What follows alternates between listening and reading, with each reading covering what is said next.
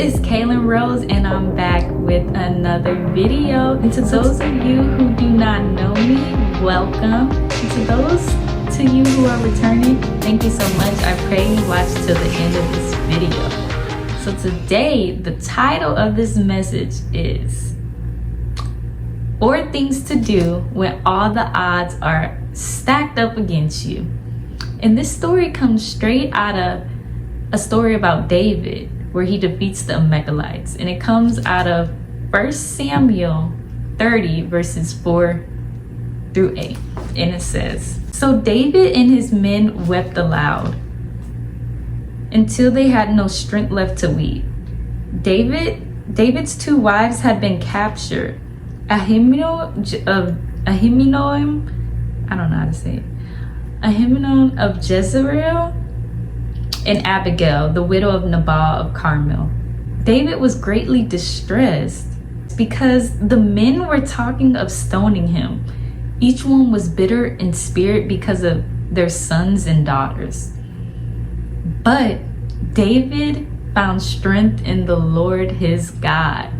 So we're going to cover about 4 lessons / ways and things to do when all the odds are stacked against you. Because in this situation, we see that David's own men turned on him while he was experiencing loss himself.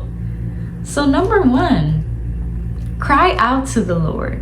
Because in verse 4, it says, David and his men wept in distress without ceasing till they had no cry. They didn't have no tears left to cry. So that's essentially what you need to do, is cry out to the Lord and let him know your concerns, your fears, and your feelings. Because God is close to the brokenhearted and saves those who are crushed in spirit. So number 2 would be that, but David found strength in the Lord his God. So number 2 is that we have to find strength in God. And finding strength in God means to pray.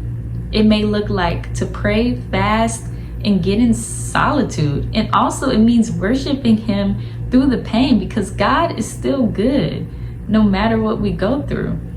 And we see this is important because, like I said before, when everyone that you were close to has turned against you, now you're in a state of extreme anxiety, extreme pain and sorrow.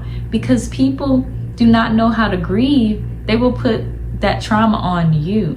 So now you need to learn from this lesson that when your own people turn on you, know that it's probably because they do not have a relationship with the Lord.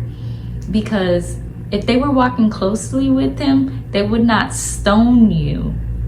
See, stoning was a practice back then for people who were unbelievers and were persecuting the early Christians. And so when people stone you, attack you, criticize you for whatever you have gone through in this season, it's because they don't realize or understand that God has allowed this tragedy to take place. God has allowed this crisis to take place. Only a person who walks with the Lord can begin to have that kind of understanding of God. And so now we're going to go into number 3. Number 3 is that David inquired of the Lord. So in verse 7 that I did not read yet says, "Then David said to Abiathar the priest, the son of Ahimelek, 'Bring me the ephod.' Abiathar brought it to him, and David inquired of the Lord, 'Shall I pursue this raiding party? Will I overtake them?'" That's what we have to do when things are out of our control. We have to now ask God for our next step. We have to now get direction from God. We have to now ask it, is it okay to pursue this career? Is it okay to pursue this relationship? Now that brings me to our last and final lesson, coming from verse 8. Jesus says, "Pursue them," he answered. "You will certainly overtake them and succeed in the rescue." So this lets me know something. That God is saying, number 4, is that expect to win. This is a fixed fight.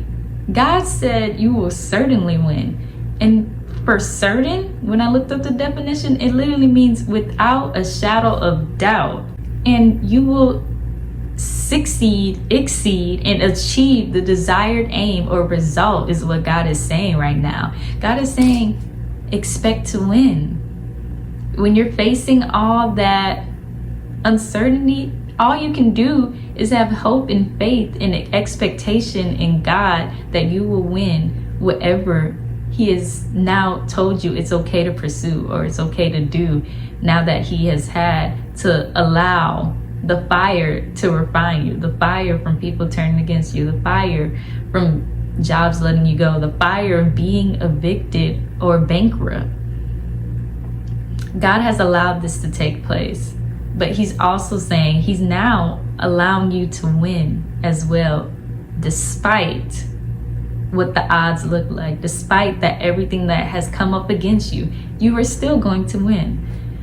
So y'all can breathe, relax, and stay close to God and get in His presence, because He is with you right now and He is continue to fight your battles, and He wants to see you win. He is for you.